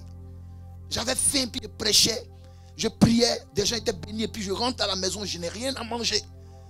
Donc aujourd'hui, où Dieu nous donne du pain sec, là, c'est pas aujourd'hui que tu as fait le malin sur nous. C'est pas aujourd'hui. C'est pas aujourd'hui. On dormait dans des maisons sans l'électricité, sans l'eau courante. Et puis on partait prêcher que Jésus-Christ est Seigneur. Il va te bénir. Et puis Dieu opérait des miracles. Et puis quand tu pars, tu ne peux pas allumer une lumière parce qu'il n'y a pas courant. Mais Jésus-Christ est Seigneur dans mon obscurité. J'ai faim, mais il est Seigneur. Parce que je sais qu'il va m'enlever là-dedans. C'est pour nous faire comprendre qu'on a le Dieu qui retire de la boue l'indigent, qui prend le fumier, il prend du fumier le pauvre, il les fait asseoir avec les grands, il les impose. Alléluia. Et quand tu veux que Dieu travaille dans ta vie, tu dois réellement lui donner ton cœur. Quand tu as donné ton cœur à Dieu, tu n'as pas peur de t'investir et d'investir pour l'avancement de son œuvre. Tu n'as pas peur. Alléluia. Et on a besoin d'une connexion réelle. Une connexion qui va déclencher des déblocages. Qui va déclencher une élévation. Qui va déclencher la victoire. Qui va déclencher un repositionnement dans notre vie. Et quand ils sont venus, ils ont sorti ces choses de valeur. Ils ne sont pas venus dire on a vu et puis on est reparti. Ils l'ont honoré. Alléluia. À la fin de ce moment, il faudrait que chacun de nous rentre dans une dimension de connexion avec Dieu afin que sa vie soit visitée par la puissance de Dieu, afin que la restauration de Dieu arrive dans tous les domaines de sa vie. Alléluia. Au départ, ils ont dit quoi? Nous venons l'adorer. Mais quand ils sont venus, ils n'ont pas dit oh tu es le Christ, tu es le Messie, oh que l'enfant est beau. Ils ont sorti les offrandes, ils ont déposé à ses pieds. Parce que adorer, c'est offrir. Adorer, c'est s'aimer. Adorer, c'est faire des sacrifices. Adorer, c'est faire des offrandes. Adorer, c'est apporter sa dîme. Adorer, c'est contribuer à l'avancement du règne de Dieu. Adorer, c'est apporter dans la maison de Dieu. Adorer, c'est supporter les charges de la maison de Dieu. Adorer, c'est contribuer à la vie de la communauté dans laquelle je suis protégé, je suis béni. Je voudrais qu'on s'arrête ici pour cette fois et que quelqu'un se tienne debout pour acclamer fortement le roi des rois. Est-ce qu'on peut pousser des cris? Est-ce qu'on peut pousser à la gloire de Dieu? Est-ce qu'on peut pousser à la gloire de Dieu? Est-ce qu'on peut pousser des cris de joie? Pendant que tu acclames le Seigneur, pendant que tu acclames le Seigneur, j'appelle la célébration dans ta vie. J'appelle la joie. J'appelle la fête dans ta vie. J'appelle la fête dans ta vie. J'appelle la fête. J'appelle la célébration. J'appelle une bonne nouvelle. Bonne nouvelle. Bonne nouvelle. Bénédiction. Honneur. Gloire dans ta vie. Honneur. Au nom de Jésus-Christ. Je vous remercie pour la qualité de votre écoute. Que le Dieu de Bethesda, le Dieu du révérend apôtre Zadi Marcel, le Dieu de l'archevêque Kodia vous bénisse et que des témoignages à tous les niveaux dans votre vie, au nom de Jésus-Christ, j'ai prié.